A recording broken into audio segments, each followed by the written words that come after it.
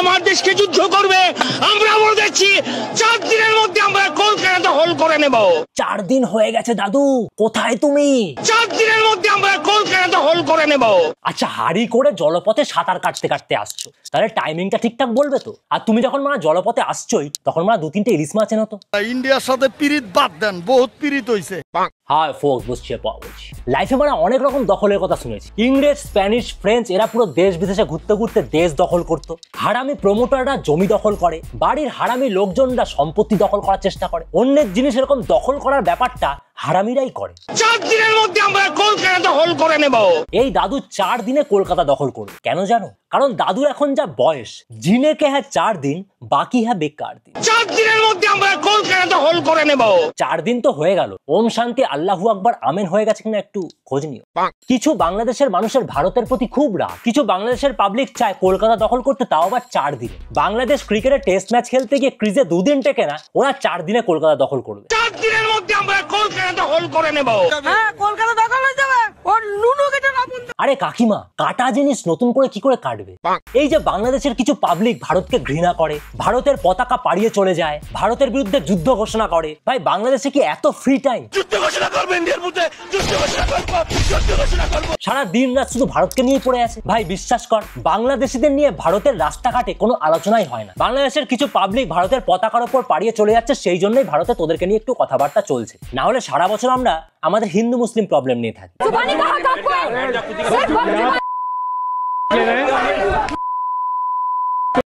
আমরা আসলে ভারতের সাথে বন্ধুত্ব চাই, আমরা ভারতের সঙ্গে কোনো বন্ধুত্ব চাই না। আপনি এই ধরনের বক্তব্য দিতে পারেন না, এটা কোনো শর্ত শুদ্ধ না। আগে বন্ধুত্ব চাই নাকি মানে শত্রুতা চাই, এটা আগে ডিসাইড কর, তারপরে মানে কলকাতায় আয় দখল কর। I hate you like I love you, এরকম মানে কনফিউজিং ওয়েতে আসছিস কেন? এই বাংলাদেশের কিছু পাবলিক সারা দিন রাত ভারতকে নিয়ে পড়ে আছে, কিন্তু ভারতের মতো হতে পারছে না। আমাদের ভারতে 18 বছরের একটা ছেলে দাবায় ওয়ার্ল্ড চ্যাম্পিয়ন হয়েছে। World champion is Gukesh Damaraja. আর বাংলাদেশের দামড়া পোলাপাইনদের অবস্থা দেখো।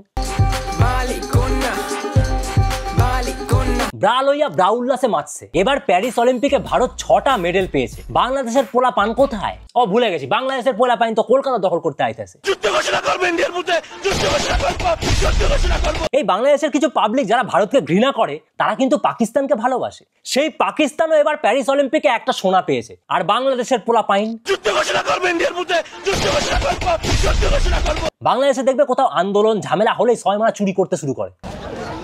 আচ্ছা, কি নিয়ে আসলেন? কি নিয়ে আসলেন? বহুত কিছু, একটু বলেন না কি কি দেখলাম। সব তেলচোর, সব তেলচোর। চেয়ার, টেবিল, আলমারি, সোফা, তেল, তার উপর আমার টিভিও চুরি করে নিয়ে চলে যায়। আমাদের কলেজে সবকিছু ভাঙা হয়েছে, এই প্রতিদানে আমরা এটা নিয়ে যাচ্ছি। আমাদের কলেজ ক্ষতি হয়েছে না, আমাদের টিভি ভাঙছে না, এটা আমাদের ইয়েতে লাগাবো। যেভাবেই হোক মানে চুরিটাকে কিন্তু ডিফেন্ড করতে হবে। এই কিছু মাথা মোটা পাগলা চোদা যদি মানে কলকাতাতেও চলে আসে, এখান থেকে লুটপাট করে গিয়ে বলবে এই প্রতিদানে আমরা এটা নিয়ে যাচ্ছি, স্মৃতি হিসাবে নিয়ে গেছি। এদেরকে যদি বলা হয় বাংলাদেশের সংখ্যালঘু হিন্দুদের উপর অত্যাচার চলছে, সেটাও ডিফেন্ড করার জন্য বলে দেয় তোদের ভারতেও তো মুসলিমদের উপর অত্যাচার চলছে। আরে মানে ডিফেন্ড না করে মানে অ্যাকসেপ্ট করলেই তোমার সলিউশন বেরিয়ে আসে। 4 দিনের মধ্যে আমরা কলকাতা দখল করে নেব। আরে দাদু, কলকাতা মানে তোমরা দখল করবে কি? কলকাতায় তো অলরেডি মানে বাংলাদেশি ভর্তি। এমনি এমনি মানে একটা পলিটিক্যাল পার্টি যেতে নাকি? এই পলিটিক্যাল পার্টিটা কিন্তু হঠাৎ করে বাংলাদেশের বিরুদ্ধে কথা বলতেও শুরু করেছে। সন্দীপ ঘোষ কি জামিন পেয়ে গেল? তিলোত্তমা তো এখনো বিচার পেল না, তাই না? তাহলে একটু বাংলাদেশের বিরুদ্ধে কথা বলেই নি, যদি মানুষকে আরেকটু ভুলিয়ে ম্যানিপুলেট করে মানুষের কাছে গ্রহণযোগ্য হয়ে ওঠা যায়, তাই না? এমনি এমনি মানে একটা পলিটিক্যাল পার্টি যেতে নাকি? পুরো ওয়েস্ট বেঙ্গল জুড়ে দেখলে দেখা যাবে এত ইললিগালি বাংলাদেশি থাকে, নতুন করে আর কিছু দখল করার দরকার নেই। জীবনের প্রথম আমরা ইন্ডিয়া এসে এরকম মেট্রো রেল দেখতে পেলাম, যেটা কিনা মাটির নিচ দিয়ে যায়। মানে জিনিসটা ভাবতে অবাক লাগতেছে যে মাটির নিচে। অবাক লাগতেছে? বাংলাদেশে মেট্রো নাই নাকি? এই 3 বছর আগে 2022-এ বাংলাদেশে প্রথম মেট্রো চালু হয়, তাও আবার মাটির ওপরে। কলকাতায় 1984 সালে মাটির তলা দিয়ে মেট্রো চালু হয়ে গেছে, যেটা কিনা মাটির নিচ দিয়ে যায়। মানে জিনিসটা ভাবতে অবাক লাগতেছে যে এরা ভারতকে তলে তলে ঘৃণাও করবে, আর ভারতে এসে সবকিছু দেখে মানে অবাক হয়ে যাবে। ইন্ডিয়াতে আসার পর দেখি সব জায়গায় শুধু মার্সিডিজ আর মার্সিডিজ। কি কলকাতা রাস্তায় কি গরুর গাড়ি এক্সপেক্ট করতেছিল? আমার মনে হয় বাংলাদেশের বেশিরভাগ পাবলিকই মানে কলকাতায় এসে পুরোটাকে ভারতবর্ষ ভাবে। এই কলকাতায় ঘুরতে এসে কলকাতাটাকে যদি পুরো ভারতবর্ষ ভাবো, তাহলে মুম্বাই, ব্যাঙ্গালোর, চেন্নাই, কেরালা এসব জায়গায় গেলে তাহলে তো অন্য লেভেলের অবাক হয়ে যায়, মানে অজ্ঞান না হয়ে যায়। কলকাতা শহরে এসে যেটা বুঝলাম, এই শহরটা ছোট, বিশেষ করে এই শহরে ভাই কোনো জ্যাম দেখলাম না এবং অযথা কোনো হর্ন নাই, তো সবকিছু মিলে অসম্ভব ভালো লাগছে এই কলকাতা। বাংলাদেশের যেসব মানুষগুলো ইন্ডিয়াকে ঘৃণা করে তাদেরকে আমরা এসব ভিডিওগুলো দেখে একটু বোঝাও, তোমাদের ভিডিওগুলোই দেখিয়ে বোঝাও যে কলকাতাটাই পুরোটা ভারতবর্ষ নয়, আর কলকাতায় এসেই যদি আমরা এত অবাক হইয়া যাই তাহলে পুরো ভারতবর্ষ ঘুরলে কি অবাক হইম। কলকাতার রাস্তায় হাঁটতে হাঁটতে দেখা মিলল সেই মেট্রোর। ভাই ওটা মেট্রো না, ওটা ট্রাম। রাস্তার উপর দিয়ে ট্রেন যাচ্ছে। ভাই ওটা ট্রেন না, ওটা ট্রাম। অ্যাকচুয়ালি বাংলাদেশের রাস্তার উপরে সব ভাবাটাই কাল্পনিক। ওরা শুধু দখল, যুদ্ধ আর আন্দোলন চায়, মানে রাস্তার উপরে ট্রাম চায় না। 4 দিনের মধ্যে আমরা কলকাতা দখল করে নেব। যুদ্ধ ঘোষণা করব, ইন্ডিয়ার মধ্যে যুদ্ধ ঘোষণা করব, যুদ্ধ ঘোষণা করব। আমার মনে হয় বাংলাদেশের নিউজ চ্যানেলগুলো কখনোই দেখায়নি যে আমাদের ইন্ডিয়াতে মানে কলকাতায় 1984 সাল থেকে মাটির তলায় মেট্রো আছে। কখনোই ওখানকার নিউজ চ্যানেলগুলো দেখায়নি আমাদের এখানে কলকাতায় 1873 সাল থেকে মাটির উপরে ট্রাম চলছে। 1873 সালে কলকাতার রাস্তার উপরে যখন ট্রাম চালু হয় তখন তো বাংলাদেশিরা ইন্ডিয়ানই ছিল। এই দাদু যে কলকাতা দখল করতে আসছে কোনোদিনও কি কলকাতার নিউজ শোনেনি? এই কিছু বাংলাদেশি পাবলিক গুলো যারা যুদ্ধ আর দখল চায়, এরা কিন্তু রিসেন্ট ইতিহাসকে বিশ্বাস করে না, সব বিশ্বাস করে 1400 বছর আগের ইতিহাস। 71-এর যুদ্ধে বাংলাদেশকে স্বাধীন করার জন্য ভারত হেল্প করেছিল। মুক্তিবাহিনী এবং ভারতীয় সৈনিকেরা এখন কাঁধে কাঁধ মিলিয়ে যুদ্ধ করছে। উভয়ের মিলিত রক্তধারায় রঞ্জিত হচ্ছে আমাদের দেশের মাটি।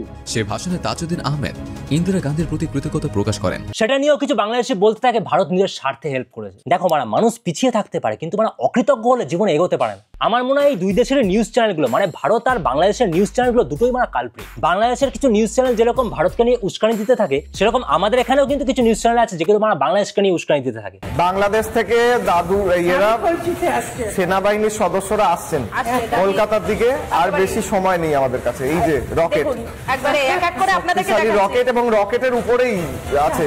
এটা নিউজ চ্যানেল নাকি মানে রোস্টিং চ্যানেল মানে ধরতে পারবে না। এটা আমাদের কলকাতায় অবস্থিত বাংলার একটা নিউজ চ্যানেল। আমরাও মানে এই নিউজ চ্যানেলটা দেখি না। বাংলাদেশিরা কিভাবে যেন এই নিউজ চ্যানেল দেখে আমার ট্রিগার হয়ে যায়। চলে এলো চলে এলো চলে এলো চলে এলো চলে, এই গঙ্গায় চলে এলো, এই দেখুন, ওরে বাবারে বাবারে বাবারে বাবা।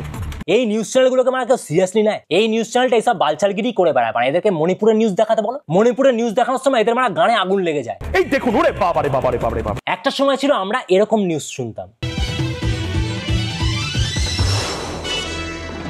নমস্কার।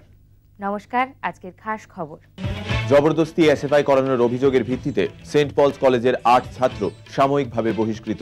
সেই সময় নিউজ চ্যানেলগুলোর একটা আদব কায়দা ছিল, একটা সিরিয়াসনেস ছিল। মানে খবর পড়ছো, তোমাদের রোস্টিং চ্যানেল না। আজকালকার নিউজ চ্যানেলগুলো মানে ফুল পাগলাচোদা। চলে এলো চলে এলো চলে এলো চলে এলো চলে, এই গঙ্গায় চলে এলো, এই দেখুন, ওরে বাবারে বাবারে বাবারে বাবা। ভারতের এই পাগলাচোদা নিউজ চ্যানেলগুলোকে দেখে যদি কোনো বাংলাদেশি ট্রিগার হয়ে গিয়ে এইসব বলতে শুরু করে 4 দিনের মধ্যে আমরা কলকাতা দখল করে নেব, তাকেও তাহলে মানে মাথা মোটা আখ্যা দিয়ে দিও। তুমি জল খাও।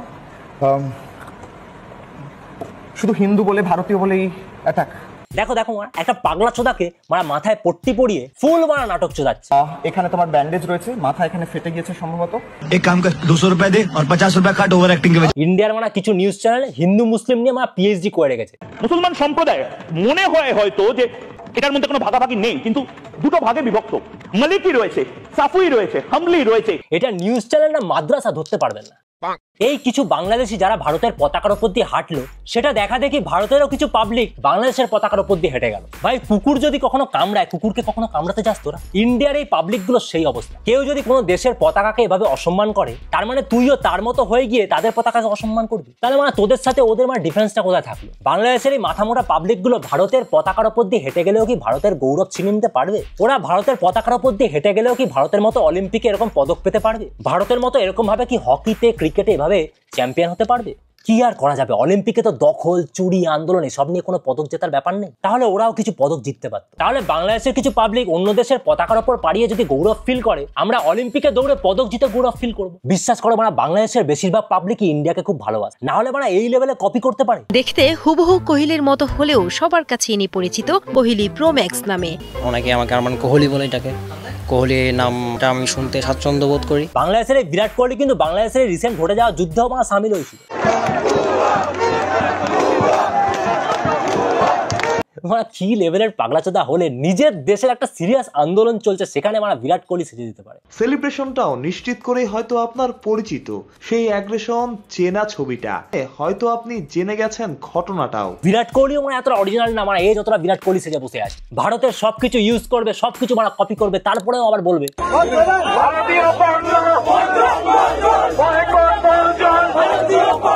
হিপোক্রিট বলে একটা ওয়ার্ড আছে এই বাংলাদেশের কিছু পাবলিকের অভিধানে সেটা নেই। বাংলাদেশের এই কিছু মাথামোটা পাবলিক এরা কিন্তু ইনস্টাগ্রামে, ফেসবুকে মানে সোশ্যাল মিডিয়াতে ফুল যুদ্ধ চালাচ্ছে, কিন্তু এদের সেনাবাহিনীর অবস্থা